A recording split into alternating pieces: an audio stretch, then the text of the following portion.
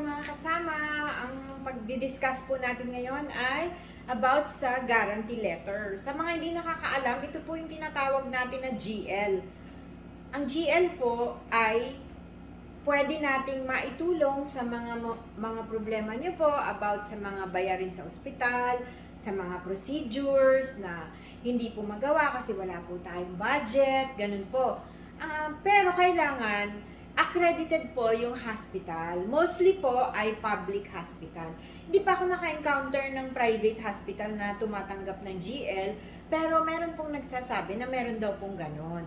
So, kung nasa public hospital ka, and then i-require ka ni doc ng mga procedures, tapos wala kang budget, ayan, maghanap na po tayo ng GL. Ang GL po ay ibinibigay ng mga public officials po, mostly po senador, congressman, mayor, ganun, kung saan po accredited sila, no? Yung senator po, mas malawak ang naaabot. Siyempre, yung congressman, kung saan ka lang nasasakupan, yun lang po yung binibigay nila ng mga GL, halimbawa meron sila. Ganun po yun. So, para makakuha ka ng GL, kailangan mo naman ng mga ibang dokumento. Una po, kailangan mo kumuha ng Certificate of Indigency. Ano po ba yun? Yung Certificate of Indigency ay pagpapatunay na ikaw ay walang kakayahan magbayad. Saan po yung nakukuha? Sa barangay po. Pupunta po kayo sa barangay, then magre-request po kayo ng Certificate of Indigency. Once nakakuha na po kayo, punta ka naman dun sa DSWD sa iyong lokal. Kadalasan, nasa City Hall yan. Humingi ka ng social case study. Ayan po, pag meron ka na niyang dalawa na yan, depende na po sa anong pangangailangan mo, ang susunod na mga dokumento na kailangan mo. So, kunyari, inpatient ka, hindi ka makabayad ng bills mo. So, pupunta ka sa billing, tapos mahihingi ka ng kopya ng babayaran mo.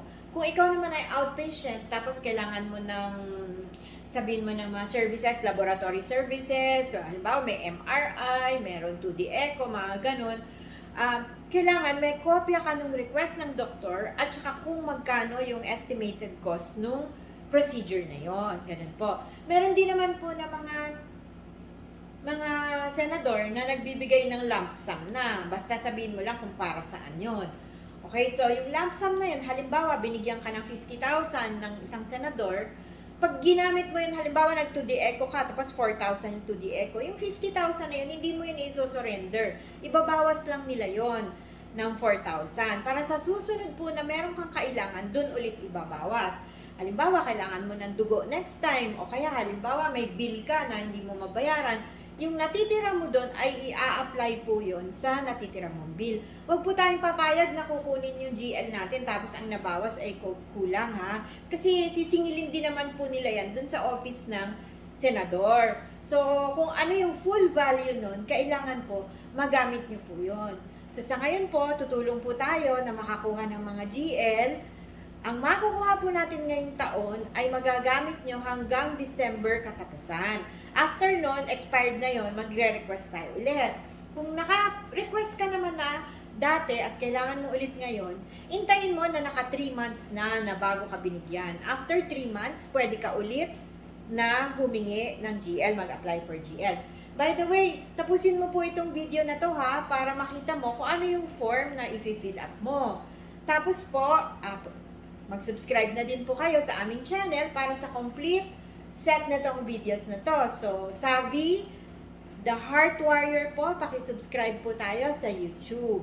Ayan po. So, at the end of the video po, isasabi po namin dito kung ano po ang i-fill up and then i-send nyo po sa aming messenger at susubukan po namin kayong matulungan, makasecure po ng guarantee letter. So, sa ngayon po, isang senador pa lang po ang natatap namin na tumulong sa atin.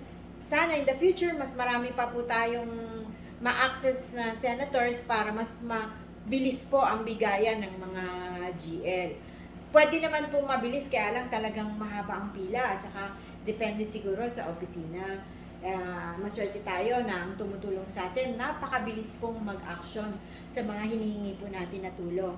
So, okay, yung mga gusto pong magpatulong, meron po tayong form na i-fill up. Again, i-ano na lang, i-send po sa messenger para kayo po ay aming matulungan. Ganun po.